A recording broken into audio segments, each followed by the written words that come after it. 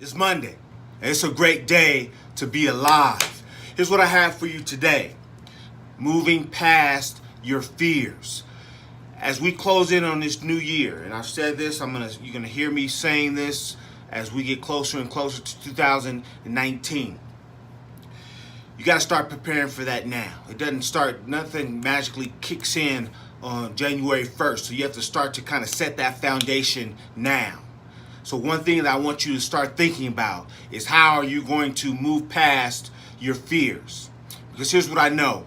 If you're on a road to success, at some point it's going to intersect with fear. If your goals are large enough, I've heard this said many times, they should scare you. And I agree with that. So I have 3 points that I want to make. Avoid scare tactic commandos.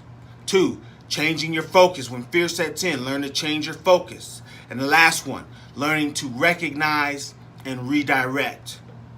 Let's start with the first one. We all have people in our lives, at least I know that I do, and I call them scare tactic commandos. These are people that when you start talking about your goals, when you start talking about your hopes and dreams, they begin to push their fear, all the fear that they have for themselves and all the questions that they have as to why they can't accomplish those goals. They'll push that fear onto you. So again, I call them scare tactic commandos. And sometimes they don't do it deliberately. But they'll start to bring up all of the negative facts about whatever it is you hope to accomplish. You want to start that business? Well, do you know that most restaurant businesses, 50% of restaurant businesses don't make it? They'll start to bring up all the negative points. They don't add anything to help you accomplish your goals. They just simply throw this little grenade and boom, they're gone. So they plant that seed of fear and they'll leave you sitting there doubting yourself. You have to learn to recognize these individuals and kind of steer clear of them. And know this, they could be family members, they could be friends, they could be someone in your office. But I know that I have people like that I can't share my goals with certain people because they're not worthy. So avoid these individuals. Second one, change your focus.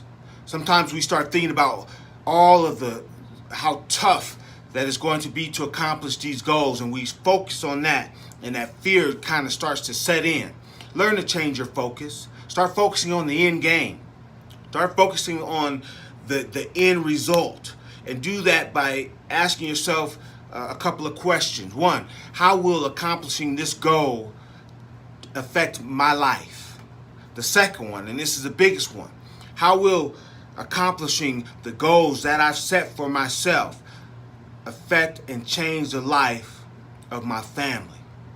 When you start thinking about your family, it's hard to stay stuck in the same spot. It's hard to not say, you know what, I'm going to move past this fear because I need to do it for my family. I need to do it for my children. I need to do it for all of the people that are depending on me. So change your focus and focus on the end game. The third point is recognizing that fear and learning to just redirect it. Just learn to redirect it. For me personally, I know that sometimes when I start to focus on certain tasks and that fear starts to set in, there's certain bad habits that I have. I'll start to procrastinate because I don't want to really think about it. I'll start doing little menial tasks that will not move me closer to accomplishing the goals that I've set for myself. You have to learn to recognize, one, when that fear sets in. 2, what bad habits do you implement or do you have that take you away from the main focus or take you away from accomplishing or moving closer to your goals? And then simply redirect that negative energy into something positive, usually in the form of a thought. That's what works best for me. Let me give you an example. When I was first writing my book, and it took me like 3 or 4 years to write this book that I knew I wanted to write and that I had been planning on writing for years. But when I started thinking about the task at hand, I would not focus on it. I would put it off. So when I say recognize that and then redirect it, here's what I mean by redirecting it. When you start asking yourself, and when you start putting off certain things that you hope to accomplish, like me, in my case, it was writing that book, you have to ask yourself a question. And for me, it was this question here. What if I don't write this book? And all of the individuals that need to read it, it doesn't get into their hands.